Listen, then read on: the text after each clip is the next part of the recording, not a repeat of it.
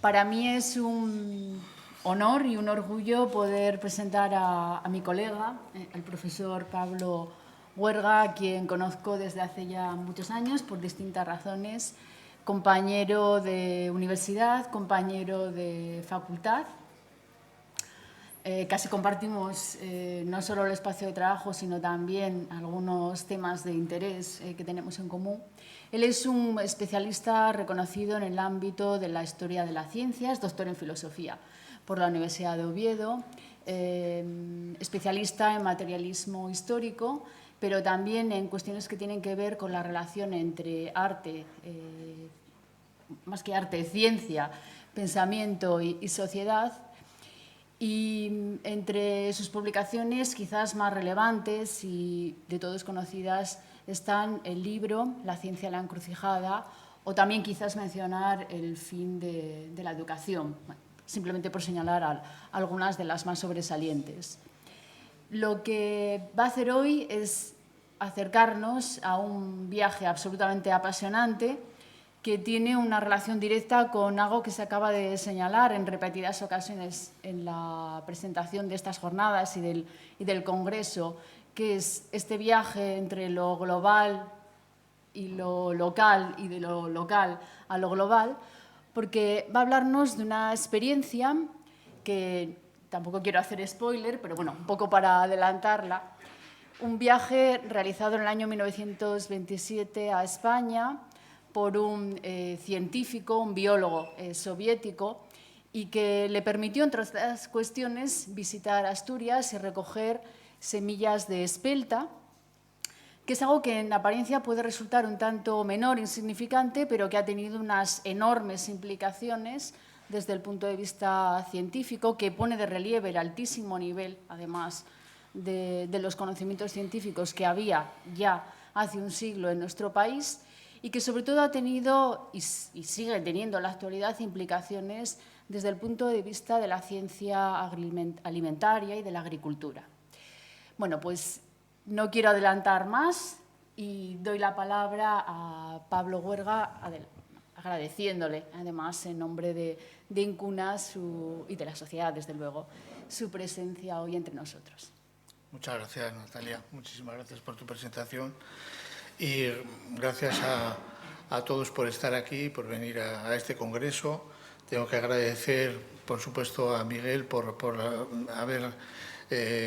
pensado también en mí, en la organización de este congreso maravilloso, y a Leoncio, por supuesto, porque ya hace un cuanto tiempo me llamó para decirme que quería que hiciera esta presentación y bueno, yo la verdad es que estoy muy feliz de estar aquí con vosotros y poderos contar esta historia que es una historia interesantísima y verdaderamente sorprendente, que responde, claro, y por eso pensaste también en ello, responde al lema principal, que es este, ¿no? de lo local a lo global,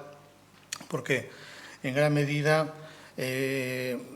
incluso hasta el punto de que esta ciudad, Gijón, a la que ya os habéis referido, pues concita una serie de fuerzas que se cruzan aquí, que es verdaderamente sorprendente, ¿no? Estaba pensando porque hace un par de años, en el año 2023, se presentó aquí en Asturias precisamente un periodista de Londres, Dan Saladino, no sé si lo conocéis, que venía interesado porque había encontrado por internet un artículo mío sobre Vavilov dedicado al viaje que había hecho por Asturias. Y él no sabía entonces que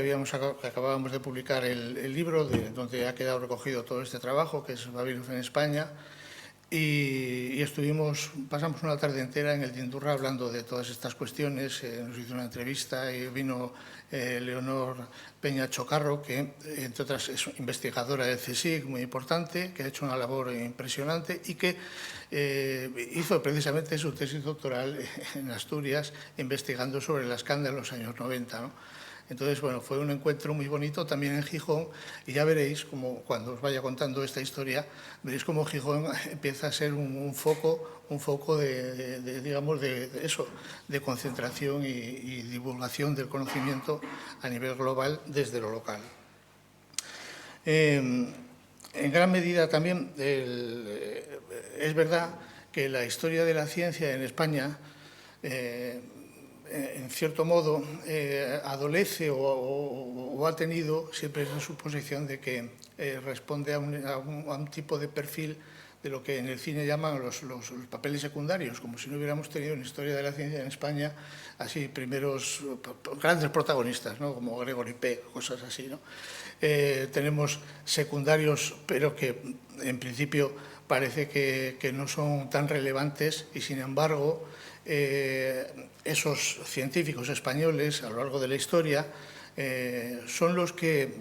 desde sus orígenes allá por el siglo XVI fundamentalmente, los que construyeron precisamente la primera globalización. Aquí todos nos organizamos conforme a un calendario que es el calendario gregoriano, que lo formularon en Salamanca precisamente. Tenemos a Domingo de Soto, tenemos a Francisco Hernández, científicos de primera línea que hicieron importante también la labor de organización, digamos, de la organización de toda la geografía mundial. Entonces, todos esos elementos que, sin embargo, a lo largo de los siglos hemos ido quizá dejando de lado y considerando que forman parte de esa historia secundaria, son fundamentales para entender también nuestro presente. Y es curioso porque yo, particularmente, el estudio sobre este caso de Vavilov en España, en gran medida, el motivo fundamental por el que me puse a hacerlo fue porque me encontré con un científico soviético que en el año 1927 se presentó aquí de viaje a investigar la flora y, sobre todo, a buscar semillas para uno de los proyectos más extraordinarios que se hicieron en aquellos años, que fue precisamente el el primer Museo Mundial de Plantas Cultivadas en San Petersburgo. Y en su viaje él llegó a dejar unas notas por escrito. Y en esas notas por escrito encontramos pues una valoración del estado de la ciencia en España impresionante. Precisamente esa valoración externa, digamos, y desapasionada de la situación de la ciencia me llamó muchísimo la atención y me pareció que era un motivo suficiente como para ponerme a investigar esta historia, que es lo que os voy a contar un poco aquí hoy, ¿vale? Todo el trabajo sobre Vavilov empezó, además, otras cosas. Era un personaje muy poco conocido en España en aquellos años, en los años 90. Empezó con un estudio, que ahí tenéis en la diapositiva, un estudio que forma parte de mi trabajo de investigación en tesis doctoral sobre el segundo Congreso Internacional de Historia de la Ciencia, que tuvo lugar en Londres en el año 1931 y al que asistió una delegación de científicos de la Unión Soviética enviados directamente desde Moscú, entre los cuales estaba Boris Hessen, que es al que yo estaba entonces dedicando mi trabajo de investigación, mi tesis doctoral. Y luego se publicó como un libro que se titula La ciencia en la encrucijada. Entonces, claro, mi interés por estas investigaciones tenía que ver, sobre todo, pues con una visión de la ciencia que está recogida en la filosofía de Gustavo Bueno, que es la teoría de cierre categorial, en donde Bueno recupera o reafirma la tesis principal del materialismo, que está recogida en el tomo primero, en el capítulo 13 del Capital de Marx, donde Marx defiende y desarrolla la idea, que es una idea que también, de alguna manera, sostiene todas estas investigaciones, también de Incuna, del patrimonio industrial y demás, que es la idea de que la ciencia es no un saber de superestructural o ideológico, sino que es fundamentalmente una fuerza productiva. Esa idea, que es la clave que luego va a desencadenar la Revolución Soviética en la URSS, a través de Lenin, que es uno de los principales artífices, pues es la clave que organiza todo ese proyecto. Entonces, en el año 1931 se organizó este segundo Congreso Internacional de Historia de la Ciencia, que es una institución que todavía sigue funcionando, un poco como la SECIT ahora en España, y durante cada 2 años pues, se hacían congresos, y en este congreso se presentó esta delegación en la que teníamos a una serie de personajes importantísimos, Hessen particularmente, porque él había dedicado sus investigaciones a Newton. Pero yo, cuando acabé la tesis doctoral, decidí que esta delegación merecía un estudio detallado de todas sus aportaciones, porque cuando llegaron a Londres publicaron y tradujeron todos sus textos en un libro que se llama La ciencia en la encrucijada, que es un libro, digamos, fundamental en la historia de la ciencia en el siglo XX. Y estuve estudiándolos a todos. Aquí tenemos a Bukharin, a Joffe, es uno de los grandes físicos de la Unión Soviética, Coleman, Mickiewicz, Rubinstein, y aquí atrás, a la derecha, tenéis a Vavilov. Pues cuando empecé a estudiarlos, reconocí de entre todos ellos pues la extraordinaria importancia de esta figura de Vavilov. Bueno, solamente este detalle es para que veáis un poco cómo recibieron a los soviéticos en Londres en aquel momento. Parece que el odio y el miedo a los rusos viene de largo, no es de ahora, pero bueno. Aquí tenemos, en esta fotografía, tenéis a Vavilov en el Congreso. Es una fotografía muy interesante que la he puesto aquí porque no se había reparado en ello por parte de los investigadores, pero Vavilov aparece aquí acompañado de su hijo Oleg, que está aquí a la derecha, este chico, que desgraciadamente después, en el año 48, murió en extrañas circunstancias en un accidente en la nieve. Oleg fue uno de los... él estuvo muy pendiente cuando su padre, ya sabéis que Vavilov, bueno, no sé si lo sabéis, pero lo podéis seguir todo en el libro, porque si nos empezamos a contar toda su historia va a ser imposible. Vavilov fue, digamos, víctima de una típica víctima, desgraciadamente se puede decir típica porque en la Unión Soviética ocurrió muchas veces, pero él fue uno de los grandes defensores de la genética. Y en la Unión Soviética se generó un debate a muerte entre genetistas y neolamarquistas que acabó con la vida de Vavilov. Acabó en la cárcel, torturado y en terribles circunstancias. Su muerte, además, no fue reconocida hasta el tiempo después, ya casi con el fin de la Segunda Guerra Mundial. Murió en el año 1943. Y su hijo, Oleg, fue uno de los que intentó por todos los medios recuperar su cuerpo, encontrarlo, porque estaba enterrado en una fosa común, etcétera, en Saratov. Y esa actividad pues tampoco le hizo muy... En fin, hizo que su vida pues corriera peligro, y al final acabó muriendo, ya digo, en extrañas circunstancias. La idea principal, entonces, es que, claro, la ciencia, partimos de ese supuesto, que es el supuesto clave de todo este asunto. ¿Por qué me interesaba a mí estudiar este tema? Pues sobre todo por eso, por profundizar en la idea de la ciencia como fuerza productiva, fundamentalmente. Y eso es algo que se ve muy bien digamos, en la confección del propio sistema soviético, os dais cuenta, ¿no? El comunismo diseñado por Lenin y por el materialismo, imperio, criticismo, por la tradición marxista, entre otras cosas, contemplaba como clave para el éxito de esa revolución la unión de los obreros y los campesinos, la unión del trabajo industrial y del trabajo agrícola, que suponía la industrialización fundamentalmente de la agricultura, la colectivización agraria. Lo que eso trajo consigo desde el punto de vista de vidas humanas está muy estudiado, pero es incalculable. Tuvieron consecuencias, la colectivización agraria en la URSS tuvo consecuencias tremendas, pero estaba claro que ese proyecto era la clave o el núcleo del desarrollo de la Unión Soviética. Entonces resulta que, en gran medida, ese proyecto, que aparece en muchísimas ilustraciones, es algo recurrente en todo este inicio y conformación ideológica de la Unión Soviética, pues Lenin, que es además en sus textos se ve claramente como es un proyecto que está, digamos, muy presente en toda la cuestión agraria desde el principio, como por otra parte después aquí en la época de la Segunda República también fue uno de los debates fundamentales, y algunos también atribuyen a ese problema la causa del fracaso también de la República, ¿no? y de la Guerra Civil.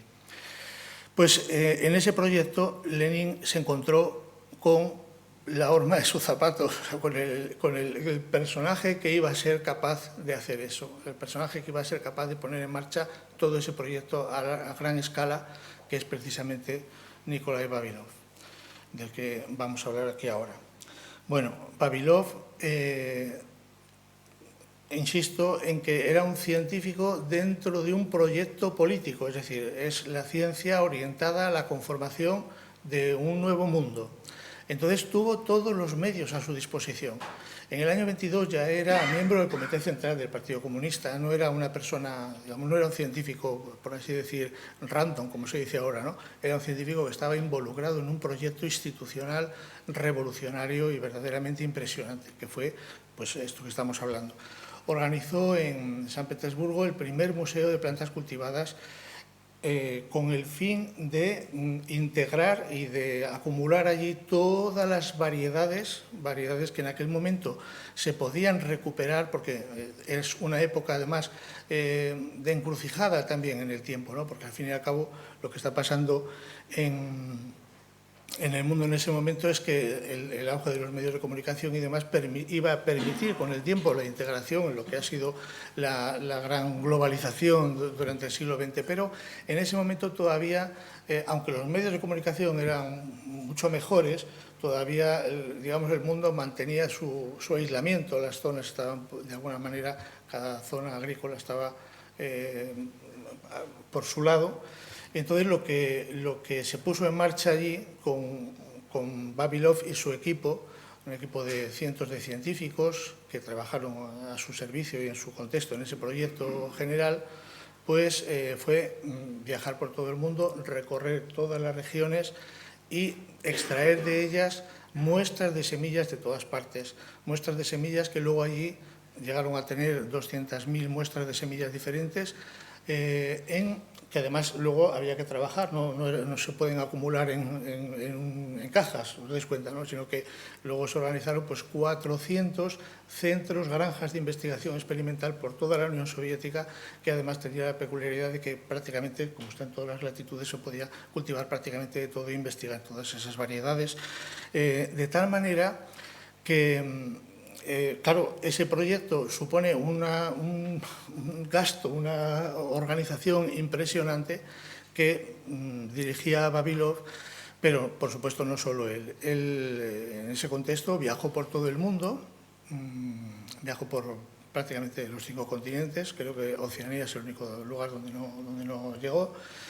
pero en África, por supuesto, y todas sus aventuras verdaderamente impresionantes se pueden leer en un libro que dejó escrito posteriormente que se llama 5 continentes, que afortunadamente está traducido ya al español desde el año 2015, se tradujo en la editorial del Jata en el País Vasco, dentro de ese viaje, dentro de ese proyecto, pues resulta que yo estaba investigando esta historia y me encuentro, bueno, primero con su teoría de los 7 centros de origen de las plantas cultivadas, que es una teoría que hoy está asumida por prácticamente los investigadores, una teoría muy potente que él desarrolló en ese momento y que detrás de la cual estaba pues una aventura que yo, cuando me puse a investigarlo y a estudiarlo, pues descubrí. Y es que el año 1927 Vavilov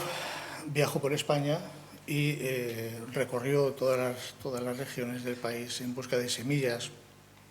Este viaje, aquí lo tenéis en el año 27, estuvo en África, en Etiopía, pasando bastantes desventuras. Es muy interesante todo lo que para daros cuenta cómo estaban las circunstancias en ese momento para los viajes y demás, ¿no? Era un viaje diplomático, él necesitaba el apoyo institucional para venir a España. Esos documentos los encontré en el Agas, ahí encontré incluso esa tarjeta personal de él, donde se anota pues, que cómo viene a España. No se sabía, cuando yo me puse a investigar esto, no se sabía ni en qué fechas había venido, ni cuándo, ni cómo. Entonces, pues, bueno, esta documentación que me encontré incluso perdida dentro de una carpeta y al final unos papeles sueltos,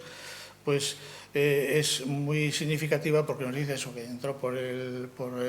Bou, vino en tren, llegó el día 7 de junio del año 1927 a España.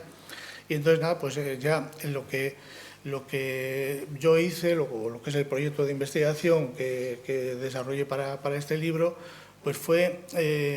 centrarme en estudiar todos los detalles que están detrás de ese viaje, porque él en 5 continentes, en este libro que os estaba diciendo, que es un libro que se publicó póstumamente en el año 1962, porque no llegó, ya sabéis, ya os dije que él fue encarcelado en el año 1940, cuando estaba precisamente en los Cárpatos, estaba investigando, acababa de encontrarse unas semillas de escanda ahí en Ucrania, no como la asturiana, y resulta que lo encarcelaron y al mismo tiempo que se lo llevaban para Moscú, para Lubyanka, pues agentes de la KGB de entonces pues fueron a todos los lugares donde vivía y donde tenía, digamos, cosas, y desapareció prácticamente toda la documentación. Desgraciadamente para nosotros, porque era un trabajo impresionante, muchísimas de las notas, cartas, materiales que había desarrollado a lo largo de su trabajo, pues se perdieron para siempre. Sin embargo, una mujer que estaba encargada, digamos, de copiar, él iba dictando aquella historia de los viajes, pues recogió muchos de esos materiales, los conservó, los guardó a riesgo de su vida y finalmente pudieron ver la luz en este libro, que es 5 continentes. Sin embargo, en ese libro hay un capítulo especial, que ya os he comentado, que es un capítulo muy completo, muy desarrollado, que es el viaje por España. Ese viaje por España dentro del libro, es un capítulo muy completo. Es un texto que él escribió en el año 1937. Estábamos en 1927 cuando vino, pero en el año 37 pues España estaba en medio de la guerra civil y la Unión Soviética estaba también, pues los tambores de guerra también estaban golpeando allí fuertemente, y Vavilov publicó precisamente en la revista Novimir un artículo dedicado a ese viaje por España. Ese capítulo, ese texto, es un resumen que él hace, yo creo que bastante de memoria. Hay algunos errores que yo he descubierto después investigando el viaje, de fechas y de lugares. Y bueno, pues de alguna manera ese relato que conforma parte de lo que es el proceso de investigación histórica siempre, pues ese relato me sirvió a mí para rebuscar las reliquias que lo sostienen, que lo justifican, que lo critican y que lo digamos, lo confirman también, ¿no? Y esa fue un poco la investigación. Siguiendo ese relato de Vavilov, lo que hice fue ir ajustándolo con los documentos y archivos documentales que he podido disponer a lo largo de estos años, muchos años de investigaciones, porque lo primero que hice cuando descubrí ese relato fue traducirlo al español y publicarlo precisamente en la revista Abaco en el año 2002 o por ahí, en un número especial que dedicamos al problema de la ciencia en el exilio. Bueno, no sé si en 5 minutos más no vamos a tener mucho tiempo. En Madrid, él fue recibido por Ignacio Bolívar en el Museo de Ciencias Naturales, entre otras cosas porque Ignacio Bolívar tenía un equipo de investigación impresionante, un grupo de trabajo distribuido por toda España, sobre todo compuesto fundamentalmente por profesores de agricultura de los institutos de España, que es impresionante esa organización y esa vinculación con lo que es la investigación científica en España en aquel momento, la dedicación y la voluntad que dentro del ámbito de lo que es la enseñanza secundaria, que ahora mismo se puede considerar, digamos, menos vinculada al ámbito de la investigación científica, pero en aquellos momentos prácticamente todos los que colaboraron con Vavilov en este viaje a través del grupo de Ignacio Bolívar, pues eran fundamentalmente profesores de secundaria. Aquí tenemos un personaje clave que es Maluquer. Josep Maluquer es una figura curiosísima que aparece aquí. Tuve la suerte de encontrarme y de poder disponer de una autobiografía escrita a máquina que él mismo hizo de su vida en varios tomos, donde cuenta toda su historia, y gracias a él he podido desentrañar muchísima información relativa a este personaje, cuya única foto que tengo es precisamente la de su tumba en Torrevieja, que es Chorover, que es un ruso que vive en España, que actúa, digamos, como relator o vinculador de los viajes de Babilón por España, ¿no? Chorover se pone en contacto con Ignacio Bolívar, le pone en contacto con Maluquer. Maluquer, en ese momento, en el año 1927, es curiosísimo, porque Maluquer es el que pone en marcha CAMSA, por ejemplo, en el año 1927, en verano, y, en fin, te empiezas a encontrar con una cantidad de circunstancias concomitantes a este viaje que son impresionantes. Uno de los personajes más importantes del viaje de Babilov en España es precisamente Luis Crespi, que era profesor en el Instituto Escuela de Madrid y que trabajaba también en el grupo de trabajo de Ignacio Bolívar, y que se convirtió prácticamente, pues, en el principal colaborador de Babilov durante todo el viaje. Hizo una de las aventuras más bonitas de todo este viaje, que fue la expedición a Galicia, una expedición financiada por la JAE, a la que se sumó Babilov a mediados de julio. Viajaron a Piedrafita de Cebreiro, es un viaje maravilloso, pero Luis Crespi entendió y siguió con mucho detalle la concepción que tenía Babilov de los estudios agrícolas y la perspectiva, digamos, genetista que llevaba siempre en su investigación. De hecho, mantuvieron una relación muy cordial, prácticamente en esta carta que está rescatada ahora en el CSIC, pero que yo recuperé por otro lado desde Rusia también. Babilov le dice que, pues, mantiene un cariño y un recuerdo muy interesante, muy bonito de su colaboración, porque daros cuenta que durante todo el viaje, pues, lo que hacía Babilov era ir recogiendo semillas, preparando paquetes, enviándolos constantemente a Rusia por todos los medios, ¿no? Aquí tenemos un artículo de Carmen Masip, que está aquí presente, y a la que le dedico esta charla también, porque me ayudó mucho también en este trabajo de investigación. Hizo un artículo sobre Luis Crespi, en el que ya menciona los trabajos, la traducción que había hecho yo de Babilov, del viaje. Y bueno, luego hay una serie de circunstancias extraordinarias que lo ambientan, pero que no vamos a entrar en ellas porque es mejor que lo vayáis leyendo, porque son demasiadas, son cosas muy jugosas y muy de detalle. Este es un mapa del anuario ferroviario del año 27, de cómo estaban los transportes y las comunicaciones entonces, y en torno a esas líneas, pues tenemos el viaje de Babilov, que vino desde Portbou, llegó a Madrid, luego estuvo en Torrevieja, luego en Valencia. Después bajaron hasta Almería por el sur, llegaron hasta Sevilla, Córdoba. Él después fue a Lisboa, estuvo en Portugal varios días, volvió, y luego en Madrid otra vez ya empezaron el viaje del norte. Subieron con la familia Crespi, con los hijos, viajaron hacia el norte, hacia León. En León estuvieron un par de días, ahí hubo una serie de conflictos, una conferencia, entró la policía, pararon la conferencia, echaron a todos. Aparecieron unos policías que querían negociar con Babilov porque estaban hartos de ir detrás de él a todas partes y perseguir por todos los campos. Entonces Babilov llegó a negociar con ellos: bueno, pues vosotros me vais cogiendo los hoteles y ya nos dejamos de historia, ya os digo dónde voy a estar y así no tenemos problema. Esos policías eran como una especie de Hernández y Fernández, ahí curioso, pero la historia está confirmada por varias fuentes, que es gracioso. Y luego ya viajaron ahí a Piedrafita de Cebreiro, primero en Ponferrada, estuvieron en casa de Gustavo Nieto Valls, y en Piedrafita de Cebreiro pues hicieron ahí investigaciones muy interesantes. Volvió otra vez después de Piedrafita a Valladolid. En Valladolid estuvo un par de días también y subió a Asturias. El viaje de Asturias es lo más curioso de todo, porque aquí estaba esperándole el catedrático director del Instituto Jovellanos entonces, Gonzalo Regueral, que estaba esperándole en la estación de Pola de Lena. De allí viajaron a Cabaña Quinta, luego subieron a Grao, estuvieron en Grao mirando fueron a ver las cuevas de la cueva de Candamo, después durmieron, yo no sé dónde durmieron ese día, no sé si en Grao o en Oviedo, y luego ya vinieron a Gijón al día siguiente, estuvieron en Villaviciosa, y los vínculos en esos 3 días que estuvo en Asturias fueron muy intensos, porque después tanto Regueral como otros de los investigadores de entonces mantuvieron luego contacto con él muchísimo tiempo. Ya luego después el viaje fue directamente a Santander, que también es un hito específico, porque en Santander se encontró ahí con Gerardo Diego, que era